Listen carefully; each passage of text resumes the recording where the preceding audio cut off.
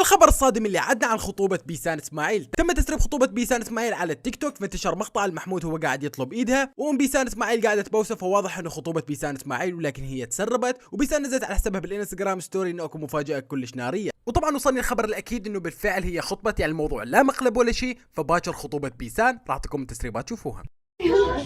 ايوه يا عمي حاطه انت تعال شوي حبيبي خلي حاطه وقف وقف. عم بتدور عليكم